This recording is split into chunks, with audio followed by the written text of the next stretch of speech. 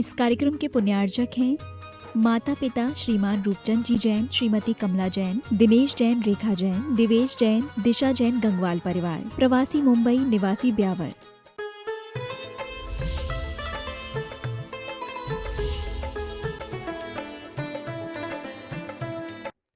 ये स्वयंभू स्तोत्र है और इस स्वयंभू स्तोत्र में आचार्य समंतभद्र स्वामी ने 24 भगवान की आराधना की है।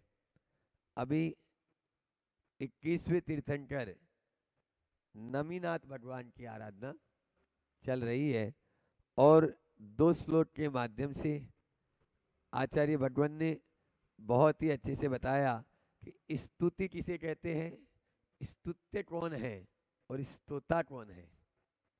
कल की चर्चा जो हुई थी उसमें यही बात आई थी कि स्तुति वह है जो भगवान का हम गुणानुवाद करते हैं और भगवान का गुणानुवाद वही कर सकता है जो स्थिर चित्त होता है। जिसका चित्त इधर उधर डामाडोल होता है वो भगवान का क्या ध्यान करेगा, भगवान की क्या स्तुति करेगा। वो ध्यान इधर दे रहा है, काम और कुछ हो रहा है। इसी प्रकार से यहाँ पर स्तुत्य कौन है, तो वो हमारे सच्चे देव शास्त्र गुरु ही स्तुत्य है। उसके अलावा क्योंकि वीतरागता जहाँ पर है वो तो हमारी स्तुति के योग्य है, लेकिन जो वीतरागता नहीं है उसकी स्तुति हम कैसे करेंगे। समझ में आ रहा है। श्रीफल भेंट करना है तो जो श्रीफल आप देव शास्त्र गुरु के सामने भेंट करते हैं और जमाई राजा को भी वैसे ही करते हो क्या, बोलो। जमाई राजा को भी श्रीफल देते हो, लेकिन वो क्या करते हो, अर्गम निरपामी भी तो नहीं बोलते ना, लेकिन आशल्य धड़ल्ले से चल रहा है माल। तो ऐसा नहीं होना चाहिए। अब यहाँ तीसरे श्लोक के माध्यम से आचार्य भगवान खुद कह रहे हैं कि सप्त भंगों के माध्यम से ही हम जो तत्व है उसका प्ररूपण कर सकते हैं। कोई भी चीज है उसमें 3 चीज है, अस्ति, नास्ति और अवर्तव्य। इन 3 का जब अपन कम्युनिकेशन करेंगे, क्या बोलते हैं उसको मिलाने को, इनको तीनों को अपन मिक्स करके यदि अपन बनाना चाहेंगे तो 7 भंग बनेंगे। क्या है वो खुद बता रहे हैं। विधेय हम आप लोग भी निकाल लें, पृष्ठ क्रमांक आपकी पुस्तक में है 164।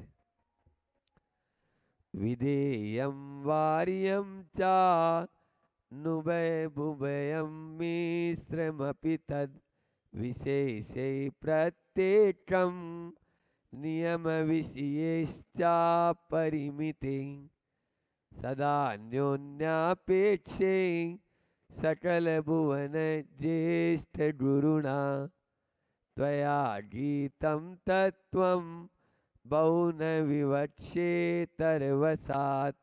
हे भगवान, सकल भुवन ज्येष्ठ गुरुणा, इस समस्त भुवन यानी 3 भुवन, ये जो संसार है, इस संसार में ज्येष्ठ यानी महान गुणों के स्वरूप त्वया आपने बहु न विवक्षे तत्व 7 अनेक तत्वों की विवक्षा और अविवक्षा के वश होकर प्रत्येकम, प्रत्येकम क्या आ रहा है इसमें, विधेयम, वार्यम और अनुभयम। यानी विधेय यानी उसका विधि करना, वार्यम यानी उसका वारण करना, निषेध करना, और अनुभय नुभयम यानी इन दोनों को मिलाकर विधि निषेध भी है और विधि निषेध अवक्तव्य भी है। उन्होंने यहाँ पर बताया, चाहे वो विधि निषेध है, मूर्त अमूर्त है, सूक्ष्म स्थूल है, इनके प्रति धर्म को लक्ष्य कर नियम विधिये आपने 7 भंग ही होते हैं, हीनादिक नहीं, यह बताया। सदान्योन्यापेक्षे वे एक दूसरे की अपेक्षा को रखते हैं, विपरीत होने के बाद में भी। अभी बता रहा हूँ उसके बाद में। अपरिमित अनंत है, विशेषी मतलब विशिष्ट है, 3 त्रैकालिक धर्मों के द्वारा तत्वम उस वस्तु स्वरूप को विधि स्वरूप, निषेध स्वरूप और उभय स्वरूप आपने, और अवक्तव्य स्वरूप, इनको आपने बताया और गीतम कहा है। गीतम का मतलब कहा है। अब इस श्लोक के माध्यम से क्या कहना चाह रहे हैं, शॉर्ट एंड स्वीट में हम आपको बता देते हैं कि जो मूर्त है वो किसी दृष्टि से अमूर्त भी है, जो एक है वो किसी दृष्टि से अनेक भी है, जो विधि है वो किसी दृष्टि से अविधि भी है, निषेध भी है। आप पुरुष हैं, समझ में आया? तो स्त्री नहीं है ना, बोलो, या आप स्त्री हैं तो पुरुष नहीं है। तो स्वचतुष्टय की अपेक्षा से द्रव्य, क्षेत्र, काल और भाव, ये अपना स्वचतुष्टय होता है। इसकी अपेक्षा से तो हम हैं, लेकिन पर चतुष्टय की अपेक्षा से नहीं है। हम मुनि महाराज जी हैं, आप श्रावक हैं, हम श्रावक है क्या? नहीं है। तो विधि में क्या आएगा? मुनि महाराज। निषेध में क्या आ जाएगा? श्रावक। हम श्रावक नहीं है, लेकिन क्या है? मुनिराज। आप मुनि महाराज है क्या? तो वो वार्यम हो गया आपका, ठीक है ना? फिर आगे इसमें भी कुछ दृष्टि से है भी और कुछ दृष्टि से नहीं भी है। अब मान लीजिए हम मुनि महाराज होके भी खूब मोह कर रहे हैं, खूब कसाई कर रहे हैं, खूब लालसा कर रहे हैं, खूब गुस्सा कर रहे हैं, आदि कर रहे हैं, तो फिर उस दृष्टि से वहाँ पर आचार्य समंत भद्र स्वामी ने कह दिया कि गृहस्थो मोक्ष मार्गस्थो निर्मोह निर्मोहवान। भैया उस गृहस्थ से तो वो, उसे साधु से तो वो गृहस्थ अच्छा है जो निर्मोही है, और आपको साधु बोल दिया उन्होंने आगे। समझ में आ रहा है? और दोनों चीज एक साथ अवक्तव्य, कह नहीं सकते। इस प्रकार से है भी नहीं भी है और नहीं दोनों भी है और नहीं दोनों नहीं भी है, और कह नहीं सकते है या नहीं है। इस प्रकार से ये 7 भंग बनते हैं। इसको इस सप्त भंग का यहाँ पर कहा गया है। इसका पद्यानुवाद आचार्य गुरुदेव ने बहुत सुंदर किया है। अस्ति नास्ति औ उभय रूप भी, अवक्तव्य भी तत्वरा। अवक्तव्य भी 3 रूपयों, सप्त भंग में तत्वरा। आपस में आपेक्षित बहुविध, धर्मों से जो भरितरा। गौण मुख्य कर बहु ने वस व लोट ईस से कथितरा। गौण और मुख्य, अर्पिता अनर्पित सिद्धे, आचार्य उमा स्वामी महाराज ने तत्वार सूत्र में एक सूत्र दिया। जो हम कहना चाहते हैं वो अर्पित यानी मुख्य है, जो नहीं कहना चाहते वो गौण है, लेकिन है ही नहीं ऐसा तो नहीं है। अभी हम अपन क्या पढ़ रहे हैं? स्वयंभू स्तोत्र। ये क्या हो गया? मुख्य हो गया। समयसार अभी गौण है। समयसार पढ़ रहे हैं क्या? नहीं पढ़, लेकिन है ही नहीं क्या? है। समझ में आ रहा है? तो इसलिए पूरे संसार में मुख्य और गौण यही बात चलती है। हमने जिसको टारगेट बना लिया वो हमारे लिए क्या हो गया? मुख्य।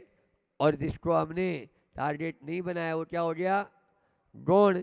पत्नी ने, पति पत्नी का प्रेम होता है तो पति के लिए पत्नी या पत्नी के लिए पति, ये एक दूसरे के लिए मुख्य हो गए, बाकी सब गौण हो गए। समझ में आ रहा है? जहाँ पर अपनत्व होता है, जहाँ पर कुछ हमारा यानी तो उसके सामने वाले के दोष भी नजर आते हैं क्या? नहीं आते। और उसी से मान ली थोड़ी खटपट हो जाए तो फिर उसकी छोटी छोटी बातें भी अपन को नजर आने लगती है। ये ऐसा करता है, ये वैसा करता है, ये वो करता है। अभी तक नहीं आता था। क्यों? क्योंकि वहां पर दृष्टि दूसरी थी। वहां पर मुख्य क्या था? आपके लिए संबंध था। अब गौण हो गया वो। इस प्रकार से घर गृहस्थी में भी ये होता है। आगे देखो, अगले इस श्लोक में आचार्य भगवंत कहना चाह रहे हैं कि अहिंसा जो है वह हमारे, अहिंसा के बिना कुछ भी संभव नहीं। अपन बोलते हैं अहिंसा परमो धर्म की। बहुत अच्छा ये आचार्य श्री जी का प्रिय श्लोक है। कई बार उनके मुझ से इसका अर्थ भी सुना कि निर्गंत क्यों बनते हैं मुनि महाराज जी? क्यों बनते हैं? क्योंकि अगर पूर्ण अहिंसा का पालन करना है तो आपको महाराज जी बनना होगा। घर गृहस्थी में तो आज सवेरे बच्चे भी बोल रहे थे महाराज जी व्यापार में हिंसा तो होती है, तो हिंसा में व्यापार होती है ये ठीक है, लेकिन हिंसा का ही व्यापार कर लो तो गड़बड़ हो जाएगा। यहाँ पर वही बात बता रहे हैं, अहिंसा भूतानाम जगति विदितम ब्रह्म परमं न सा तत्रारंभोस तनुरपि च यत्राशं विधेयं ततस्तत्सिद्ध्यर्थं परम करुणो ग्रंथमुभयं भवान्नेवात्याक्षीन् न च विटत वेशोपधीरते। हे स्वामीन, भूतानाम प्राणियों को, भूत यानी प्राणी होते हैं, अहिंसा जगति जगत में परमम ब्रह्म, परम ब्रह्म है, अहिंसा ही परम ब्रह्म कहा गया है, विदितम प्रसिद्ध है, परंतु सा का अहिंसा, वह अहिंसा तत्र उस आश्रय विदो, आश्रय विधि से न अस्ति नहीं है, यत्र जिसमें कि अणुरपि थोड़ा भी आरंभ है, आरंभ होता है, थोड़ा भी यदि आरंभ होगा तो अहिंसा पलेगी क्या? बोलो। जहाँ पर आरंभ सारंभ की क्रिया होती है वहाँ पर हिंसा होना जरूरी है, हिंसा के बिना बच नहीं सकते।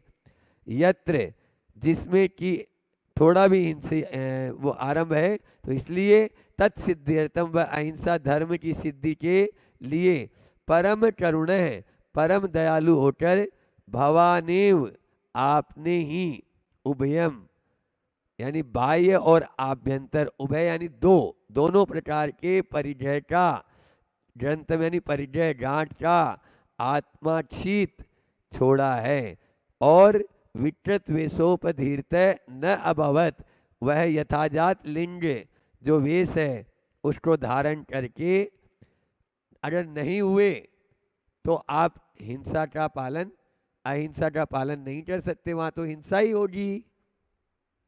आचार्य भगवंत इस श्लोक के माध्यम से कहना चाहते हैं कि आप यदि अहिंसा से बचना चाहते हैं तो दोनों प्रकार के परिजय का त्याग करो। दोनों प्रकार का परिजय कौन सा? बोलो बल्लू चाचा, कौन सा परिजय? एक बाह्य परिजय और अंतरंग। बाह्य परिजय कितने प्रकार का होता है? 10 प्रकार का। आप लोग 10 लक्षणी में पूजा करते हो ना।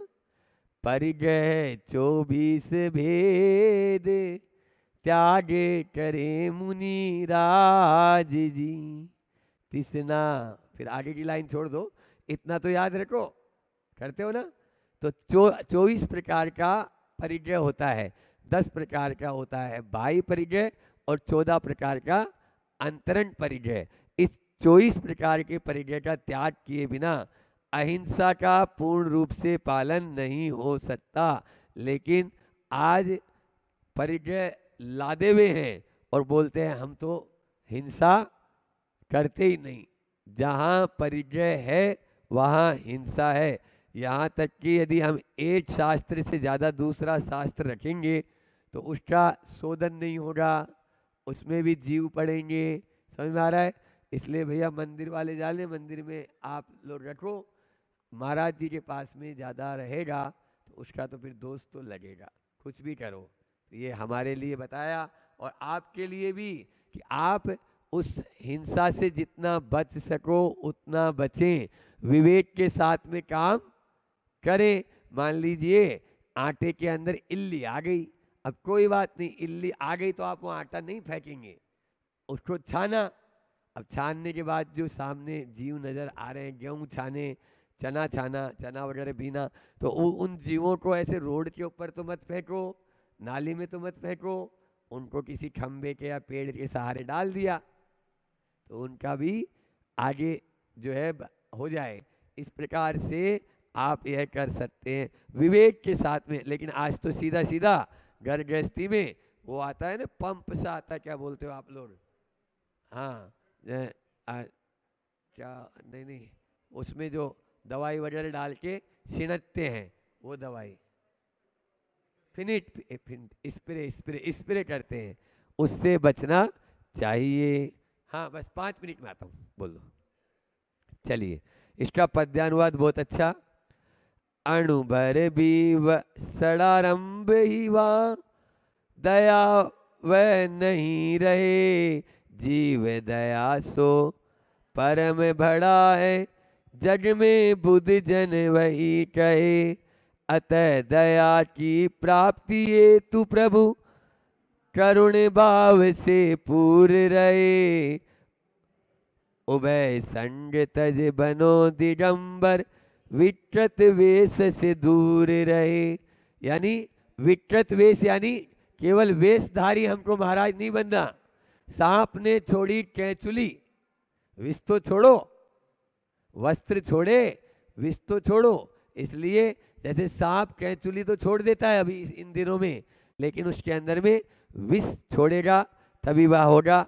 एक और अपन लेते हैं, अंतिम है ये नमीनाथ भगवान का। वपुर भूषा वेश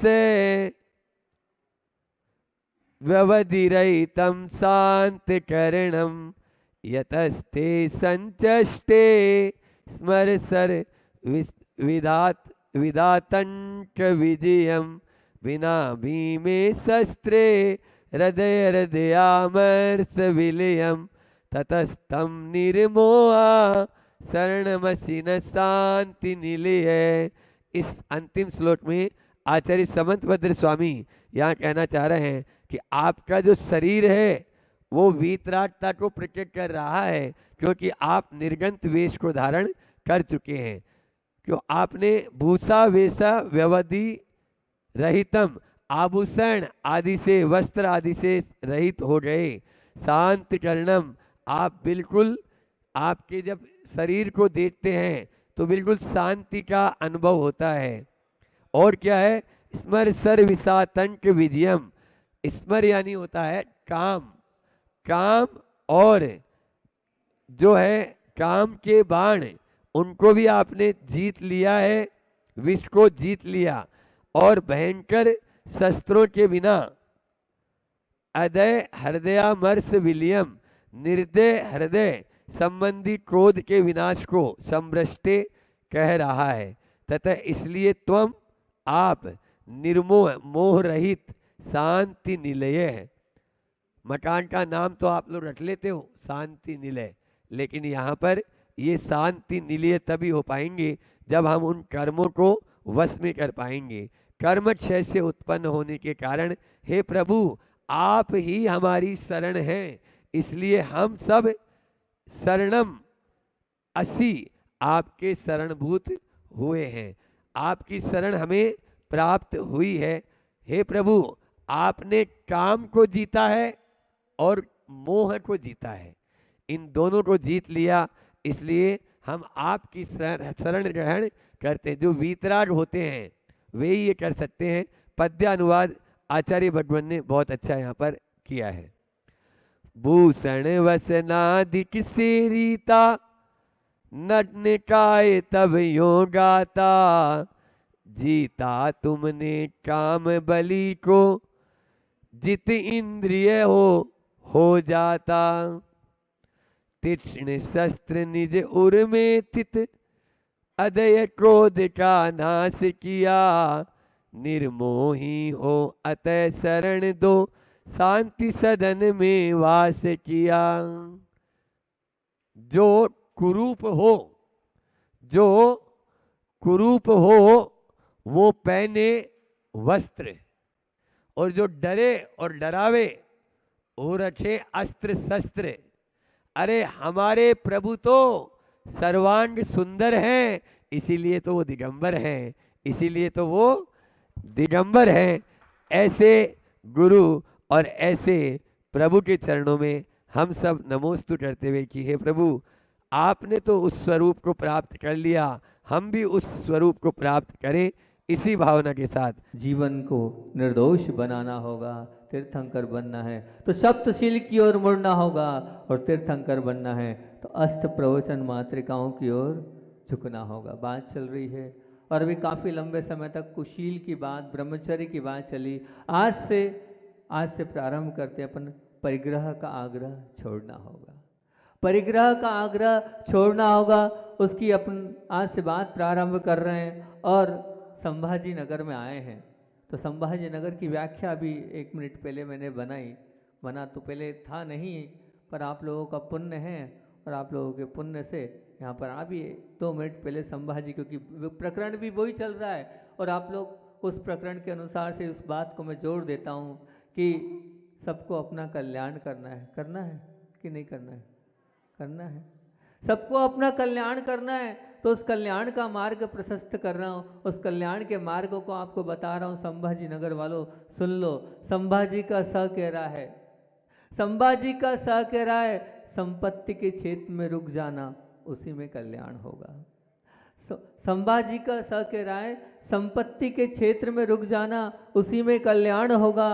और भा कह रहा है कि भाग्य के क्षेत्र में रुक जाना, उसी में कल्याण होगा। तो संपत्ति के क्षेत्र में रुक जाना, उसी परिग्रह की बात अपनी चल रही है। क्या है? कुछ चिंतन जो आया है, जो मन में उसको आपके बीच में रख रहा हूँ। मानव के मन की एक विचित्र अवस्था है कि उसे हिंसा से वो बचना चाहता है। उसमें उसे सतत कुछ न कुछ बुरा होने का एहसास हुआ करता है। समाज भी उस हिंसा को स्वीकार नहीं करती है। अगर हिंसा कर दिए तो उसे डर लगता है, और उसे ये भी डर लगता है कि कहीं मैं हिंसा करूँगा। एक चींटी मारना भी शायद आप लोगों के लिए ऐसा लगता है बहुत बड़ा पाप है, लगता है कि नहीं? बोलो ना। हिंसा को सब ने माना है, आपने भी माना है, स्वयं ने भी माना है, और समाज ने भी, समाज की दृष्टि से भी हिंसा बहुत बड़ा पाप है। क्योंकि आप कौन हैं? जैन हैं। बहुत अच्छी बात, बहुत बढ़िया बात। वो जो व्यक्ति है वो झूठ से भी बचना चाहता है, कारण कि उसे ऐसा लगता है कि मैं सामने वाले के साथ छल कर रहा हूँ, ऐसा अंदर ही अंदर उसे चुभता रहता है। इसलिए फिर शायद स्वयं के कारण भी और समाज में भी अगर झूठ बोलूँगा और अगर पकड़ लिया कहीं से तो मैं बड़ा अपमानित हो जाऊँगा। तो शायद आप झूठ से भी डरते होंगे। सब जवाब देते जाना, मैं प्रश्नात्मक की प्रवचन करता हूँ, हाँ या ना में जवाब दो। मतलब आप हिंसा से भी डर रहे हो, आप झूठ से भी डर रहे हो, बहुत अच्छी बात है। वो चोरी से भी बचना चाहता है, क्योंकि उसे पकड़े जाने का भय रहता है। वो निरंतर बना ही रहेगा और वो गलत रास्ते पर संपत्ति इकट्ठा करके मैं जीवन में गलत रास्ते पर क्यों जाऊँ, ऐसा भी उसे भय बना रहता है। और पकड़े जाने पर बदनामी का और बहुत बड़ा भय, क्या होगा उस कलंक का, क्योंकि आज सब है, हर क्षेत्र में बदनामी का बड़ा डर है। तो वो शायद मेरे ख्याल से चोरी, डरते हो ना आप चोरी से? हाँ या ना करो ना। अभी आप ही फिर किसी चीज़ में ना भी करोगे तो आप चोरी से भी क्या हो, डरते हो। बहुत अच्छी बात, चोरी भी आपको पाप लगता है। वो व्यभिचार से भी बचता है, क्योंकि यदि वो व्यभिचार वाला पाप, वो अब्रह्म वाला पाप अगर पकड़ा गया तो क्या होगा, बरसों से बनी मेरी प्रतिष्ठा धुल जाएगी, ऐसा पूरा खतरा उससे बना रहता है। इसलिए वो फिर शिष्ट पुरुषों में सबके सामने मैं अस्वीकार करा जाऊंगा, फिर मुझे कोई घर में भी घुसने नहीं देगा, तो उसको उसका विकल्प होता है। तो शायद वो भी उसको गलत मानता है ना? बोलो हाँ या ना? हाँ, बहुत अच्छी बात है। हिंसा को, झूठ को, चोरी को, व्यभिचार को, चारों को आपने लोक दृष्टि में, चाहे कुटुंब की दृष्टि में, चाहे स्वयं की दृष्टि में, आपने उसको त्याज्य माना है, बिल्कुल पाना है। इन पापों का सेवन के काल में भी भय है, शर्म भी है, उसका अनुभव भी होता है। परंतु दुख की बात यह है, इन चारों पापों को जो खुला मैदान उपलब्ध कराने वाला परिग्रह है, ना तो उसको समाज ने खराब माना है, ना ही कुटुंब के सदस्यों ने खराब माना है, और ना ही स्वयं ने खराब माना है। बोलो, पाप कितने होते हैं? पाप 5 ही होते हैं ना? पाप हिंसा, झूठ, चोरी, कुशील और, पर पाप परिग्रह को किसी ने पाप माना है? 4 को तो पाप माना है, पर परिग्रह को पाप आपने नहीं माना है। अगर नहीं माना है तो आप मिथ्या दृष्टि हो, सम्यक दृष्टि नहीं हो। अरे सम्यक दृष्टि तो सब बात मानता है, जिन धर्म में जो तत्व पे रुचि है, तो भगवान ने परिग्रह को भी पाप माना है। लेकिन यहाँ बैठा एक भी व्यक्ति बोल दे कि परिग्रह पाप है, कोई नहीं बोलता परिग्रह पाप है, कोई नहीं बोलता है। समाज को भी खराब नहीं लगता है, कुटुंब के सदस्य को भी खराब नहीं लगता है और स्वयं को भी खराब नहीं लगता। अरे खराब लगने की बात तो दूर, संपत्ति के प्रति आसक्ति वाले पापमय धंधे में, अंधी दौड़ में लगातार बेशुमार आप पैसा कमाने वाले को क्या करती है समाज? पुरस्कार करती है, अभिनंदन करती है, वंदन करती है। उसके पीछे कुटुंब और परिवार के लोग भी पागल हो जाते हैं। कारण कृत का अनुभव करते हैं। 4 बेटे हैं, 4 बेटों में से जो सबसे ज़्यादा कमाता है उसको सबसे ज़्यादा, बोलो ना, प्रेम मिलता है, स्नेह मिलती, इज्जत मिलती, बाकी दूसरे को नहीं। मतलब क्या है ये? एक पाप को ज़्यादा महत्व है, एक पापी को ज़्यादा महत्व है। क्योंकि मैं तो खुला बोलता हूँ कि पाप क्या, अधिक बड़ा सेटअप क्या, परिग्रह है। कुछ अलग ही व्याख्या करने जा रहा हूँ परिग्रह की तुमसे। मतलब हम यही पूछते हैं, संक्षेप में अगर कहें तो कह सकते हैं हिंसा आदि चारों पाप में शर्मिंदगी कराने वाले हैं, पर परिग्रह पाप तो हर्षित कराने वाला ही है। शर्मिंदगी जो आपके अंदर शर्म वाली महसूस हो बात, वो पाप कर्म को यदि व्यक्ति स्वयं ना भी रुकता हो, उसका परिवार उसको रोक देता है। और यदि कुटुंब के सदस्य या परिवार किसी भी उस पाप में स्वयं सम्मानित हो भी जाते हैं, क्यों, हाँ कर लो कोई बात नहीं है, पर बस नहीं चलता। परंतु क्या, कुटुंब भी अगर मान लो सम्मिलित हो जाए, लेकिन समाज रोकता है। परंतु इस हर्षित करने वाले पाप, कौन सा वो पाप? वो जो संपत्ति का, वो परिग्रह का पाप है। व्यक्ति को उसके लिए स्वयं को बचना पड़ेगा, दूसरा उसको बचाएगा नहीं। 4 पाप में तो परिवार बचा सकता है, समाज बता सकता है, लेकिन इस संपत्ति के पाप में आपको खुद को समझना पड़ेगा और बचना पड़ेगा। कारण क्या है? ना तो समाज खराब मानता है उसे, ना कुटुंब खराब मानता उसे, ना चोर खराब मानता उसे, ना साहूकार उसे खराब मानता है। और कुछ आगे बढ़कर कहें तो यह पाप बहुजन वर्ग को पाप लग ही नहीं रहा है। खुली खुली बात कर रहा हूँ। परंतु ध्यान रखना, जो जितना पैसे वाला है वो उतना बड़ा पापी, और जो जितना कह सकते हैं, अब महाराज जी ऐसा कैसे उल्टी व्याख्या कर रहे हो? करूँगा, समझाऊंगा।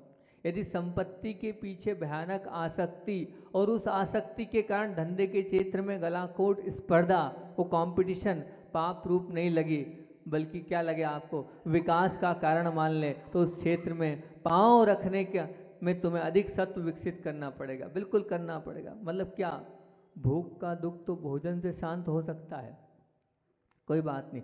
थकावट का दुख आप वैयावृत्ति करके आप आराम दे सकते हैं, बहुत अच्छा। अवहेलना का, त्रास का अगर दुख है तो प्रशंसा के शब्दों से शांत हो सकता है। और अगर मान लो कुछ टूट गया, फूट गया, तो आप उसको डॉक्टर के पास जाकर भी ठीक कर सकते हैं। इन दुखों को, कष्टों को, त्रासों को मात देने वाला दुख क्या है? इन सब को छोड़ दो, असंतोष का, जिसे खुद के सिवाय और कोई भी, डॉक्टर भी, कोई दूसरा भी शांत नहीं कर सकता है।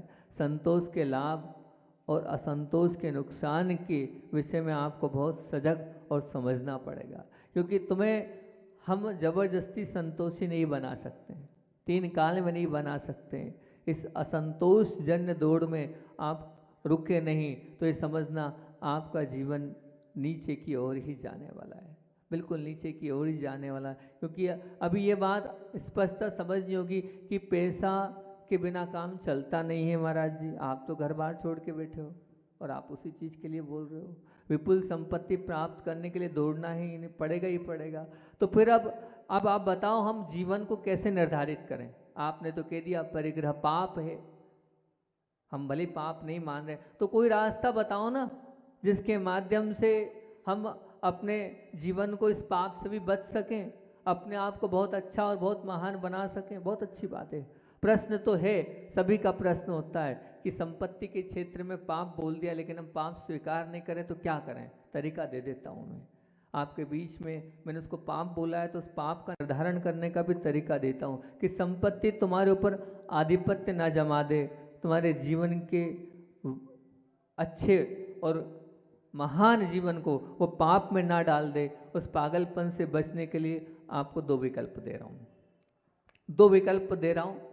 आचार्य भगवान भी उस विषय में बोलते हैं। जो संपत्ति के क्षेत्र में कहीं रुक जाता है, पहला विकल्प, संपत्ति के क्षेत्र में कहीं ना कहीं रुक जाओ, दूसरा विकल्प आयु के क्षेत्र में कहीं रुक जाओ।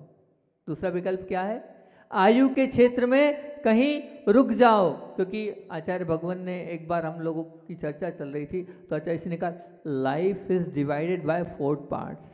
बोले अपने जीवन को 4 भागों में बांट लो ताकि आपको हर कार्य को करने में रुचि है। कोई सीमा रेखा बनाओ, कोई लक्ष्मण रेखा बना लो, कोई मर्यादा बना लो, कहीं पूर्ण विराम हो जाए, कहीं फुल स्टॉप हो जाए, कोई स्टेशन बना लो, कोई मंजिल बना लो। इसलिए अपने जीवन को क्या करो, 2 अलग अलग आपको तरीके बताती, या तो संपत्ति के क्षेत्र में या उम्र के क्षेत्र में कहीं रुक जाओ। रुक जाओ का अर्थ क्या है? शांत चित्त से अपनी परिस्थिति आदि का विचार कर लो और पक्का आंकड़ा निश्चित कर लो कि भैया कितने कमाना है, 5 लाख, 25 लाख, 50 लाख, इससे अधिक संपत्ति जीवन में नहीं रखना है, हो जाए बात खत्म।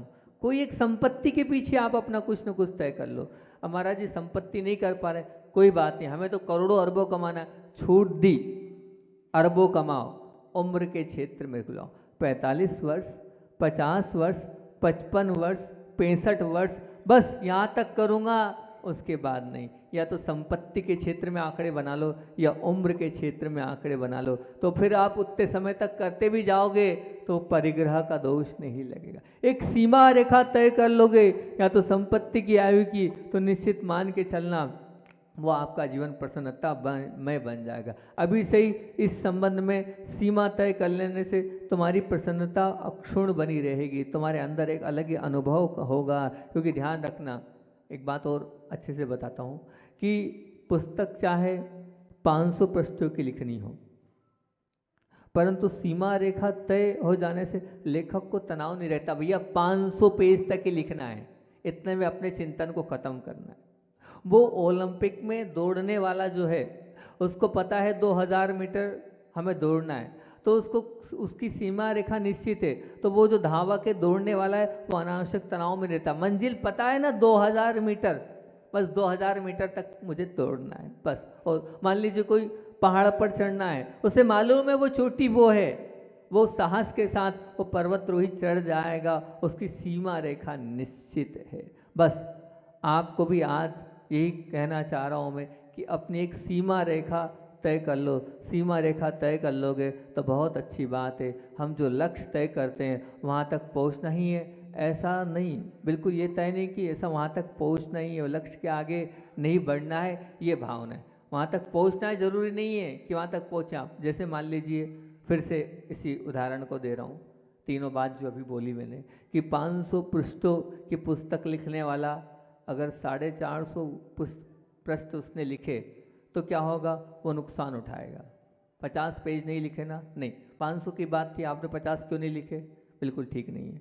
2000 मीटर की दौड़ वाला वो धावक अगर मान लो 1200-1500 पे रुक जाएगा, ध्यान से सुनना, बहुत गहरी बात बोल रहा हूँ, तो क्या होगा, उसको वो जो गोल्ड मेडल है उस पर शायद वो प्राप्त नहीं कर पाएगा, बिल्कुल नहीं। वो एवरेस्ट के लक्ष्य पर चढ़ने वाला अगर मान लीजिए उस एवरेस्ट पे चढ़ना चाह रहा था लेकिन आधी दूर या थोड़ा और ऊपर, लेकिन वहाँ तक नहीं पहुँच पाया, तो भी क्या होगा, पुरस्कार से वंचित रह जाएगा, बिल्कुल रहेगा। ये निश्चित बात है कि इसमें कोई किंतु नहीं, इसमें कोई परंतु नहीं। लेकिन जिस व्यक्ति ने मान लीजिए पैसों के मामले में 50 लाख या 1 करोड़ की मर्यादा बना ली है और वो कहता बस 75 लाख पर रुक गया मैं, तो ध्यान रखना उसका उत्साह कम नहीं होगा, उत्साह बढ़ेगा। उसने उम्र के मामले में मान लीजिए उसने एक सीमा रेखा बनाई थी कि 65 वर्ष, 60 वर्ष या 55 वर्ष, और 55 के वो 45 वर्ष में रुक जाएगा, तो उसकी मन की मस्ती घटने वाली नहीं है, उसकी मन की मस्ती बढ़ने वाली है। तो डर क्यों रहे हो आप, बनाओ, बिल्कुल बनाना चाहिए आपको। क्योंकि ध्यान रखना, आकाश को छूने के ललायत वो ताड़ का जो पेड़ होता है ना, जितना जितना ऊपर बढ़ते जाता है उतनी उसकी छाया कम होती जाती है, बिल्कुल ये निश्चित मान के चलना। और वही बरगद का पेड़ ऊंचाई की परवाह नहीं करता है, लेकिन वहीं की वहीं सीमा रेखा बना लेता है, तो तो उसका जो छाया का दौरा है वो बढ़ता चला जाता है। इसलिए संपत्ति के क्षेत्र में या आयु के क्षेत्र में अपनी सीमा रेखा तय कर लो। अनजाने में आप बरगद का सौभाग्य प्राप्त कर लोगे। आप स्वयं भी और अपने बीच में आने वाले सबको आप छाया प्रदान करते चले जाओ। बस सीमा रेखा आपको तय करना है, क्योंकि मैं समझता हूँ जो रास्ता कहीं समाप्त नहीं होता है उससे चलते रहने में मौत ही आ जाएगी। कहीं तो बनाओ अपनी सीमा रेखा। या तो रास्ता समाप्त होना चाहिए या उस रास्ते पर चलने वाले को कहीं रुक जाना चाहिए। या तो रास्ता समाप्त होना चाहिए या उससे कहीं रुक जाना चाहिए। इसलिए संपत्ति का रास्ता ऐसा है जो कहीं समाप्त होता नहीं है। इसलिए आपको क्या करना है, कहीं ना कहीं रुकने की बात सोचना है। इसको अपने दिमाग में ले लेना आज की इस बात को कि मेरी कोई ना कोई आंकड़े, चाहे आयु के हो चाहे धन के हो, वो तय कर लेना। अलबत्ता इन्हें तय करने के लिए मन में काफ़ी खलबली मचती हैगी, काल्पनिक विचार भी आते चले जाते हैं और मन में ऐसा लगता है कैसे सीमा रेखा तैयार कर लें, वो भी काहे की काम बंद करने की। बिल्कुल सीमा रेखा तय, लेकिन एक बात ध्यान रखना ये जरूर है कि एक सीमा रेखा अगर आपने तय कर ली तो मन में एक अद्भुत हल्कापन आएगा आपके। बस इतने ही समय तक ही आपाधापी करना है, उसके बाद नहीं करना है। मन में उठने वाले अनेक प्रकार के जो निरर्थक तरंगे हैं वो सहज शांत हो जाएगी। गलत मार्गों पर चलने की वृत्ति सहज रूप से अपने आप ढीली हो जाएगी। ये मान के चलना, बिल्कुल ढीली हो जाएगी। क्योंकि ध्यान रखना, चलने वाला कहीं पहुंचता है, ये अर्थ सत्य है। चलने वाला कहीं पहुंचता है, ये अर्थ ये मतलब ये बिल्कुल ये अर्ध सत्य है। फिर पूर्ण सत्य क्या है? चलते चलते निश्चित समय पर, चलते चलते निश्चित समय पर कहीं अगर वो किसी दिशा में खड़े होने वाला ही कहीं पहुंचता है, ये पूर्ण सत्य है। ध्यान रखना, कहीं निश्चित दिशा में खड़ा होता है वही सक्सेस होता है, पूर्ण सत्य। जैसे व्याकरण में पूर्ण विराम की महिमा है, उसी प्रकार जीवन में भी ध्यान रखना स्थिरता की महत्ता है, स्थिरता की महिमा है। जैसे वो श्रमित शरीर अपने आप ही रुक जाता है और सफल मन तो कहीं रुकने के लिए तैयार ही नहीं होता है। एक बहुत बड़ी चुनौती है जब आप सफल होते चले जाओ, सफल होते चले जाओ और फिर उस आपसे कोई कहे रुक जाओ, तो शायद आपका मन रुकने का 3 काल में नहीं होगा, बिल्कुल नहीं होगा। और यहाँ तक कि अगर हम आपसे कहें कि भैया दान में आप लाखों रुपए देने वाले आपको मिल जाएंगे, बिल्कुल मिल जाएंगे, पर ऐसे लोगों जो सीमा रेखा तलाश करने वाले शायद ही नहीं मिलेंगे। आप जहाँ कहें हम वहाँ लाखों रुपए देने को तैयार हैं, लेकिन आप ये बात मत करो कि इतने दिनों के बाद आपको सब छोड़ना है।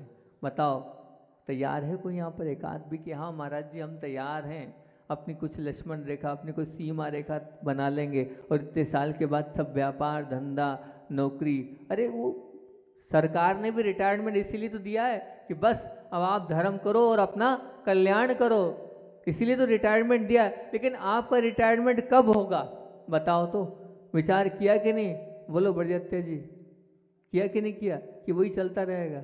हैं कुछ तो विचार करो, कोई तो सीमा रेखा बनाओ। कहीं तो आप विचार करो कि हाँ हमें यहाँ रुकना है, इसके आगे हमें नहीं बढ़ना है। बहुत अच्छी बात होगी, क्योंकि अगर हम नहीं रुके, ध्यान रखना सरल जरूर है लेकिन कठिन नहीं है।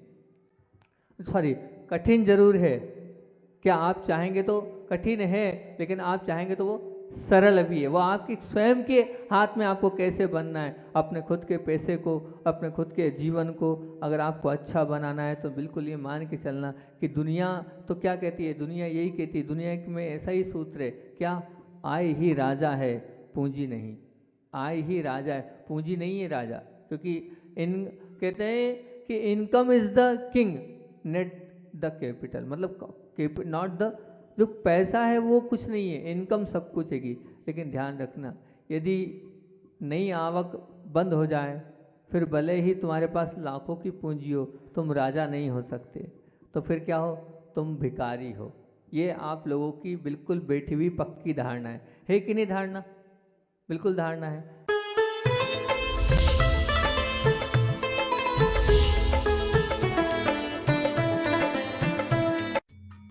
इस कार्यक्रम के पुण्यार्चक थे माता पिता श्रीमान रूपचंद जी जैन, श्रीमती कमला जैन, दिनेश जैन, रेखा जैन, दिवेश जैन, दिशा जैन, गंगवाल परिवार, प्रवासी मुंबई, निवासी ब्यावर।